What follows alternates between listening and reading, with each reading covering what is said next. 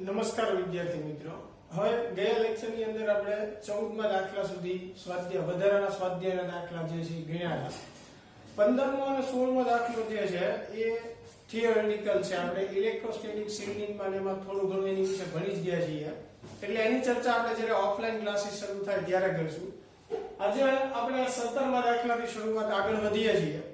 તો 17મા દાખલાની અંદર તમને એક નળાકાર આપેલો છે કે જેની રેખીય ઘનતા લેમ્બડા છે, એટલે આ જે મેં દર્શાવેલો છે એ નળાકાર દર્શાવેલો છે, બરાબર. બ્લેક માર્કર થી જે દોરેલું છે જેની રેખીય ઘનતા લેમ્બડા છે. હવે આ નળાકાર જે છે એની આજુબાજુ એટલે કે એક બીજા મોટા પોલા નળાકારથી ઘેરાયેલો છે.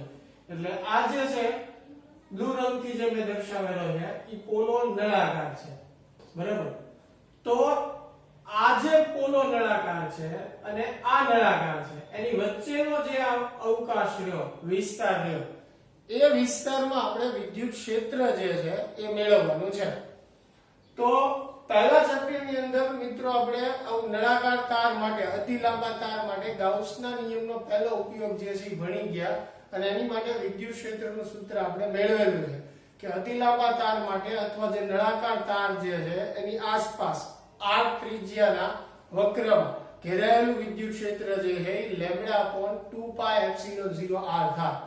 તો સેમ એ જ રીતથી મેળવવાનો છે, કોઈ ફેરફાર નથી, પણ છતાં એકવાર તમને યાદ આવી જાય એટલે આપણે આ દાખલો ગણીએ છીએ. તો આજે આપણો મૂળ નળાકાર જે છે એની ત્રિજ્યા તમારે કેવી હોય તો તમે a જે છે કહી શકો, અને પોલો નળાકાર જે છે એની ત્રિજ્યા તમે b કહી દો, બરાબર.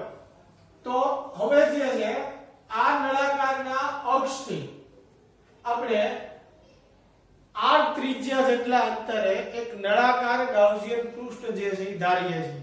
જેમ પહેલા ચેપ્ટરમાં આપણે કીધું હતું એવી જ રીતે ગાઉસના નિયમના ઉપયોગમાં આ નળાકારના અક્ષથી r ત્રિજ્યાનું એક ગાઉસિયન પૃષ્ઠ જે છે આપણે વિચારીએ તો ગાઉસના નિયમ પ્રમાણે આ ગાઉસિયન પૃષ્ઠ સાથે સંકળાયેલું ફ્લક્સ જે છે phi બરાબર E * a વડે વ્યાખ્યાયિત કરી શકીએ. હવે આ બાજુ આપણે phi ની જગ્યાએ ફ્લક્સનું બીજું સૂત્ર q/ε0 મૂકી શકીએ. આ બાજુ E જે છે as it is. હવે a એટલે નળાકાર ગાઉસિયન પૃષ્ઠનું ક્ષેત્રફળ.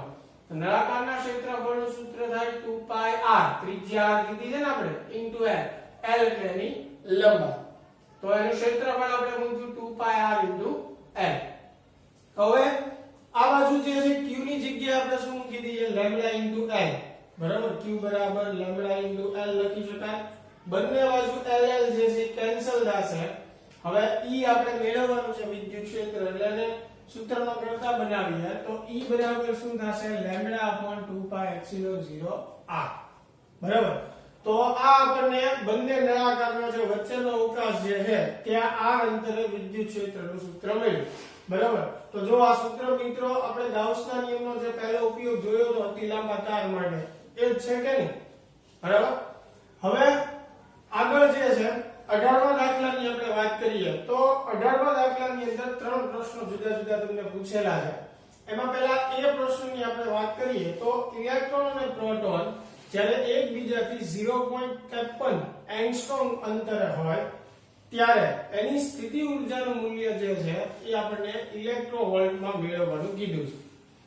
એટલે કોઈ પરમાણુમાં ઇલેક્ટ્રોન અને પ્રોટોન વચ્ચેનું અંતર 0.53 એંગસ્ટ્રોમ છે એવું આપણને કીધેલું છે, બરાબર. તો ત્યારે આપણે એની સ્થિતિ ઊર્જા જે છે એ ઇલેક્ટ્રોવોલ્ટમાં મેળવવાની છે. તો સ્થિતિ ઊર્જાનું સૂત્ર જે છે એ આપણે ભણી ગયા કે q1q2/r થાય, બરાબર. સ્થિતિ ઊર્જા અહીંયા મેં અંતરને r1 નામ આપ્યું છે કેમ કે આગળ એનો ઉપયોગ છે એટલા માટે, બાકી ખાલી તમે r કયો તોય ચાલે, બરાબર. તો સ્થિતિ ઊર્જાનું સૂત્ર જે છે આપણે મૂકીએ, એમાં કિંમત મૂકીએ, k ની કિંમત મૂકીએ કુલમ્બ અચળાંકની, q1 એટલે પ્રોટોનનો વિદ્યુતભાર, q2 એટલે ઇલેક્ટ્રોનનો વિદ્યુતભાર. બંનેના મૂલ્યો તો સમાન જ હોય છે પણ એક પ્લસ હોય ને એક માઈનસ, એટલે અહીંયા માઈનસ લખ્યું છે. નીચે r1 0.53 એંગસ્ટ્રોમ એટલે 10⁻10. તો એનું સાદુરૂપ આપશું તો પ્રથમ જવાબ આપણને જે મળશે -43.47 × 10⁻19 એ જૂલમાં હશે. એટલે આ જૂલમાં થયું સ્થિતિ ઊર્જા, પણ આપણે એને ઇલેક્ટ્રોવોલ્ટમાં ફેરવવાની છે એટલે ઇલેક્ટ્રોનની કિંમત વડે આપણે ભાંગીએ એને, બરાબર. તો ફાઇનલી આપણને સ્થિતિ ઊર્જા મળશે -27.2 ઇલેક્ટ્રોવોલ્ટ, બરાબર. તો આ પહેલા પ્રશ્નનો જવાબ આપણને મળ્યો કે સ્થિતિ ઊર્જા મેળવવા બંને પ્રોટોન અને ઇલેક્ટ્રોન માટે 0.53 એંગસ્ટ્રોમ અંદર અનંત અંતરે આપણે સ્થિતિ ઊર્જા શૂન્ય લઈએ છીએ. ટેક્સ્ટ બુકમાં રકમમાં કીધેલું જ છે તમને કે અનંત અંતરે સ્થિતિ ઊર્જા શૂન્ય છે. હવે બીજા પ્રશ્નની વાત કરીએ તો બીજો પ્રશ્ન આપણને બીજામાં એવો પૂછ્યો છે કે પ્રોટોન અને ઇલેક્ટ્રોન જે છે એ એકબીજાથી 0.53 એંગસ્ટ્રોમ અંતરે બંધિત છે, જકડાયેલા છે, એમ ફિક્સ છે. તો એમાંથી ઇલેક્ટ્રોનને મુક્ત કરવા માટે કેટલી ઊર્જા આપવી પડે અથવા કેટલું લઘુત્તમ કાર્ય કરવું પડે એવો પ્રશ્ન પૂછ્યો છે. સાથે સાથે હિન્ટ એવી આપેલી છે કે ગતિ ઊર્જા જે છે એની સ્થિતિ ઊર્જા કરતા કેવી છે, અડધી છે, બરાબર. હવે વાત મિત્રો ઇલેક્ટ્રોનને મુક્ત કરવાની છે, તો કોઈ પણ વસ્તુને મુક્ત કરવા માટે પહેલા તો આપણે એની કુલ ઊર્જા જાણવી પડે. કેમ કે જો કુલ ઊર્જા ઋણ હોય તો એનો અર્થ એવો થયો કે એ વસ્તુ, એ પદાર્થ કે એ કણ બંધનમાં છે. કોઈ પણ તંત્રની કે કોઈ પણ કણની કુલ ઊર્જા ઋણ હોવી એટલે એનું બંધનમાં હોવાનું સૂચવે છે. 11મા ધોરણમાં આપણે બંધન ઊર્જાની એની ગ્રહ માટે વાત કરેલી છે, ત્યારે આવું થોડુંક શીખ્યા, બરાબર. ભલે ગ્રહના નિયમો ઇલેક્ટ્રોનને એને લાગુ નથી પડતા, પણ હું ખાલી સમજાવું છું. ત્યાં આપણે કુલ ઊર્જા અને બંધન ઊર્જાની એવી વાત કરેલી. એટલે કોઈ પણ વસ્તુની કુલ ઊર્જા જો ઋણ હોય તો એનો અર્થ એવો થયો કે બંધનમાં. તો જેટલી કુલ ઊર્જા આવે એટલી જ આપણે શું કરવી પડે, ધન ઊર્જા આપવી પડે, તો એને આપણે મુક્ત કરી શકીએ. તો સૌપ્રથમ તો મારે ઇલેક્ટ્રોનની કુલ ઊર્જા ગણવી પડે. હવે કુલ ઊર્જા એટલે શું થાય, ગતિ ઊર્જા વત્તા સ્થિતિ ઊર્જા. તો ગતિ ઊર્જા નથી આપણી પાસે એટલે પહેલા તો ગતિ ઊર્જા મારે મેળવવી પડશે. તો ગતિ ઊર્જાની હિન્ટ આપી છે કે ગતિ ઊર્જા એટલે સ્થિતિ ઊર્જા કરતા અડધું લેવાનું. તો સ્થિતિ ઊર્જાનું અડધું કરો એટલે 13.6 આવશે. પણ મિત્રો ધ્યાન રાખજો, માઈનસ નો લખતા, ક્યારેય કોઈ તંત્રની કે પદાર્થની ગતિ ઊર્જા ઋણ હોતી નથી. એટલે ગતિ ઊર્જા ધન જ આવશે. એટલે આ ગતિ ઊર્જા મળી આપણને. હવે કુલ ઊર્જા મેળવવી હોય તો મારે શું કરવું પડે, ગતિ ઊર્જા વત્તા સ્થિતિ ઊર્જા. તો ગતિ ઊર્જા આપણે મેળવેલી છે, સ્થિતિ ઊર્જા એ મેળવેલી છે, ઇલેક્ટ્રોવોલ્ટમાં જ રાખીએ છીએ આપણે. તો કુલ ઊર્જા જો કેટલી મળશે, -13.6 ઇલેક્ટ્રોવોલ્ટ. તો મેં કીધું ને, જો કોઈ પણની કુલ ઊર્જા ઋણ આવી એટલે એનો અર્થ એવો થયો કે એ બંધનમાં છે. હવે જો આપણે એને મુક્ત કરવો હોય તો એટલી જ ધન ઊર્જા આપવી પડે. એટલે આપણે કરવું પડતું લઘુત્તમ કાર્ય કે આપણે આપવી પડતી ઊર્જા જે છે એ +13.6 ઇલેક્ટ્રોવોલ્ટ છે. ક્લિયર? એટલે આ બીજા પ્રશ્નનો જવાબ આપણને મળ્યો કે ઇલેક્ટ્રોનને મુક્ત કરવા માટે કેટલું લઘુત્તમ કાર્ય કરવું પડે. એટલે એ +13.6 ઇલેક્ટ્રોવોલ્ટ છે, બરાબર.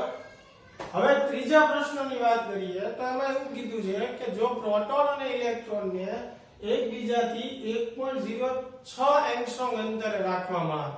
પહેલા બંને વચ્ચેનું અંતર કેટલું હતું, 0.53 એંગસ્ટ્રોમ.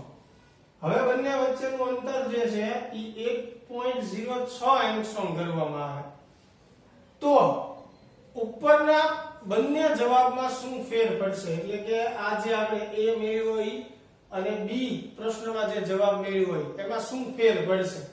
એટલે એ જ વસ્તુ આપણે મેળવવાની છે, પણ ક્યાં બદલાશે એની વાત આપણે કરવાની છે. તો હવે જુઓ, પ્રારંભમાં અંતર 0.53 હતું એટલે R1 કીધું મેં એને. એટલે એ પ્રારંભિક સ્થિતિ ઊર્જા આપણે એને કહી દઈએ અત્યારે આ પ્રશ્ન માટે U1, બરાબર. હવે અંતર કેટલું છે, R2. તો આપણે R2 અંતરે સ્થિતિ ઊર્જા મેળવીએ પ્રોટોન અને ઇલેક્ટ્રોન માટે. તો સૂત્ર એ જ આવશે, કિંમત એ બધી ઉપર એ જ આવશે, ખાલી નીચે R2 બદલાશે. R2 હવે કેટલું લેવાનું છે, 1.06 એંગસ્ટ્રોમ, બરાબર. તો આમાં તમે કિંમત મૂકશો અને સાદુરૂપ આપશો અને જવાબ ઇલેક્ટ્રોવોલ્ટમાં તમે લાવો. એટલે હવે 1.06 એંગસ્ટ્રોમ અંતરે સ્થિતિ ઊર્જા પ્રોટોન અને ઇલેક્ટ્રોનની મળશે -13.6 ઇલેક્ટ્રોવોલ્ટ, બરાબર. તો સ્થિતિ ઊર્જાનો જે ફેરફાર છે, આ પ્રારંભિક સ્થિતિ ઊર્જા અને આ અંતિમ સ્થિતિ ઊર્જા, તો એનો જે ફેરફાર છે એ આપણને કેટલો મળશે, -13.6 ઇલેક્ટ્રોન વોલ્ટ. U1 માંથી U2 બાદ કરો તમે એટલે એ સ્થિતિ ઊર્જાનો આપણને ફેરફાર મળે -13.6 ઇલેક્ટ્રોન વોલ્ટ. બરાબર. હવે એક રીતે સ્થિતિ ઊર્જાનો ફેરફાર એટલે શું થયું? કરવું પડતું કાર્ય જ થયું. એ કુલ ઊર્જા જ થઈ અત્યારે.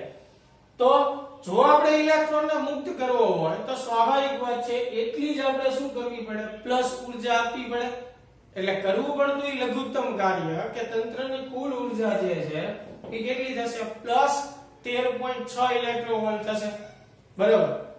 હવે જે છે આ કાર્યની વાત છે, આ સ્થિતિ ઊર્જાની વાત છે. હવે ગતિ ઊર્જાની જો વાત કરવી હોય તો ગતિ ઊર્જામાં કેવી થશે? શૂન્ય થશે. બરાબર. જો તમે સૂત્ર ઉપરથી સમજી શકો, આ કુલ ઊર્જા એટલે શું છે? ગતિ ઊર્જા વત્તા સ્થિતિ ઊર્જા. બરાબર.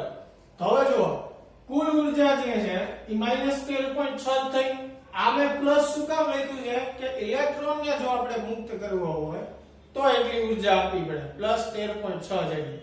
બાકી અત્યારે સ્થિતિ ઊર્જાનો ફેરફાર એટલે એક કરેલું કાર્ય જ થયું અને કાર્ય એટલે એની કુલ ઊર્જા જ થઈ. તેની કુલ ઊર્જા કેટલી છે? -13.6 ઇલેક્ટ્રોન વોલ્ટ. તો અહીંયા તમે કુલ ઊર્જા જે છે એ -13.6 ઇલેક્ટ્રોન વોલ્ટ ગતિ ઊર્જા આપણે મેળવી છે વત્તા સ્થિતિ ઊર્જા. સ્થિતિ ઊર્જા કેટલી આવશે? -13.6 ઇલેક્ટ્રોન. બરાબર. તો ગતિ ઊર્જાને સૂત્રનો કરતા બનાવો એટલે આ માઈનસ વાળું પદ જે છે આ બાજુ આવશે એટલે પ્લસ થશે. તો માઈનસ પ્લસ કેન્સલ થઈ જશે એટલે ગતિ ઊર્જા જે છે એ કેવી થશે? શૂન્ય થશે. બરાબર. જો સ્થિતિ ઊર્જા આપણે મેળવેલી જ છે -13.6 એટલે મેં સ્થિતિ ઊર્જા અહીંયા -13.6 મૂકેલી જ છે. બરાબર. આ સ્થિતિ ઊર્જાનો ફેરફાર એટલે કરવું પડતું કાર્ય દર્શાવે છે અથવા એની કુલ ઊર્જા દર્શાવે છે. એટલે કુલ ઊર્જા કેટલી છે? -13.6 ઇલેક્ટ્રોન વોલ્ટ. તો ઇલેક્ટ્રોનને મુક્ત કરવા માટે કેટલું? તો કે એટલી જ પ્લસ ઊર્જા આપવી પડે. બરાબર. એટલે આ ખાસ ધ્યાન રાખજો કે -13.6 જે છે એની શું દર્શાવે છે? કુલ ઊર્જા દર્શાવે છે. એટલે કે બંધનમાં છે એમ. એટલે આ સમીકરણ ઉપરથી મેં દર્શાવ્યું કે કુલ ઊર્જા -13.6 બરાબર ગતિ ઊર્જા અને સ્થિતિ ઊર્જા આપણે જે મેળવેલી એટલે ગતિ ઊર્જામાં શું મળશે? શૂન્ય. તો આ સ્થિતિમાં જ્યારે ઇલેક્ટ્રોન અને પ્રોટોન વચ્ચેનું અંતર જે છે 1.06 એંગસ્ટ્રોમ હોય ત્યારે કયા જવાબ બદલાણા? જુઓ, પહેલા સ્થિતિ ઊર્જા એટલી હતી. હવે આ સ્થિતિમાં સ્થિતિ ઊર્જા 13.6 છે માઈનસ. બરાબર. પછી કુલ ઊર્જા જે છે અથવા સ્થિતિ ઊર્જાનો જે ફેરફાર છે એ -13.6 ઇલેક્ટ્રોન વોલ્ટ. તો પહેલા એને જુઓ, કુલ ઊર્જા કેટલી હતી? -13.6 ઇલેક્ટ્રોન વોલ્ટ. આ સ્થિતિમાં એટલી જ છે એટલે આ બંને જવાબ સેમ થયા. અને ગતિ ઊર્જા કેટલી હતી? +13.6 ઇલેક્ટ્રોન વોલ્ટ. તો અહીંયા જો ગતિ ઊર્જા કેવી છે? શૂન્ય છે. તો આટલા જવાબ જે છે એ બદલાય. તો મિત્રો આજે જે આપણે 17મા અને 18મા દાખલાની વાત કરી, નેક્સ્ટ લેક્ચરમાં આપણે આનાથી આગળ દાખલા ગણીશું. આભાર.